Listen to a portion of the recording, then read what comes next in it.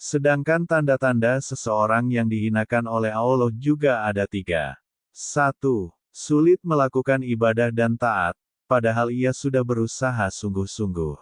2. Mudah terjerumus ke dalam maksiat, padahal ia berusaha menghindarkannya. 3. Tertutupnya pintu kebutuhan atau hajat kepada Allah, sehingga merasa tidak perlu berdoa dalam segala hal. Rasulullah SAW bersabda, Tuhan telah mendidik aku sebaik-baik didikan dan menyuruhku melakukan akhlak yang sebaik-baiknya. Dalam satu ayat, ambillah hati mereka dengan suka memaafkan, dan anjurkan perbuatan-perbuatan yang baik dan mudah. Abaikanlah orang-orang yang masih bodoh, jangan dituntut mereka yang masih bodoh itu. Seorang sufi kehilangan anak, hingga 3 hari tidak mendapat beritanya, maka ada orang yang berkata kepadanya, mengapa engkau tidak minta kepada Allah, supaya mengembalikan anak itu kepadamu? Jawab sang sufi, tantanganku terhadap putusan Allah itu akan lebih berat bagiku daripada hilangnya anak.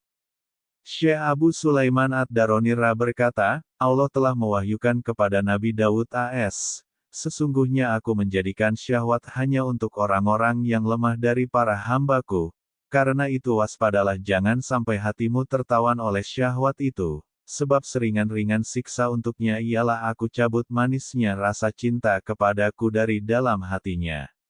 Dan dalam bagian lain Allah berfirman kepada Nabi Daud AS.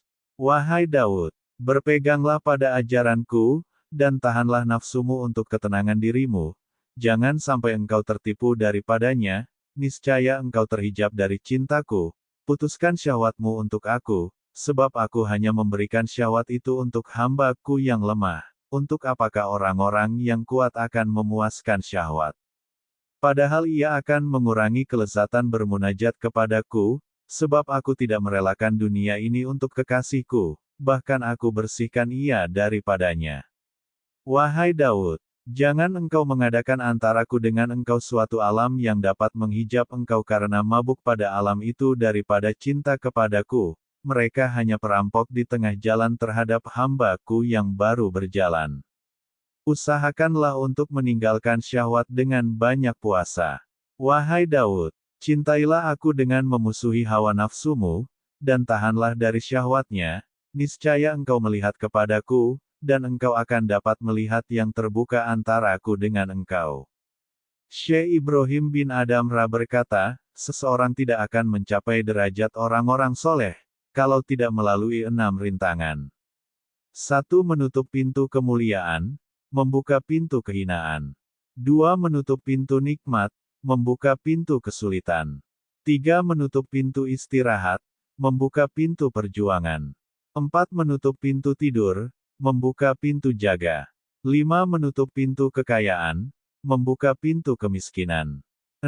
Menutup pintu harapan, membuka pintu siaga menghadapi maut.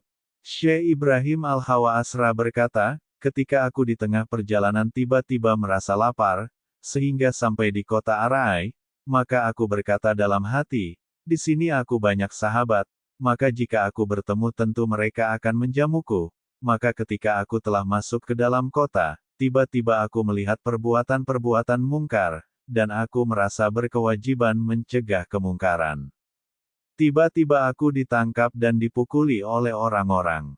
Sehingga aku bertanya-tanya dalam hati, mengapa aku dipukuli oleh semua orang padahal aku ini lapar? Tiba-tiba diingatkan dalam hatiku, engkau mendapat hukuman itu karena engkau mengharap dijamu oleh sahabat-sahabatmu. Firman Allah dalam salah satu wahyunya kepada Nabi Daud AS. Sesungguhnya seringan-ringan siksaku terhadap orang alim jika ia mengutamakan syahwatnya daripada cintaku, maka aku haramkan daripada merasakan kelezatan bermunajat kepadaku. Hal sangat penting bagi murid. Al-Imam Kusyairi berkata, siapa saja yang menjadi murid salah satu guru sufi Thariqah, lalu menentang gurunya dengan hati, berarti dia sudah merusak perjanjiannya menjadi murid, dan murid tersebut harus bertaubat.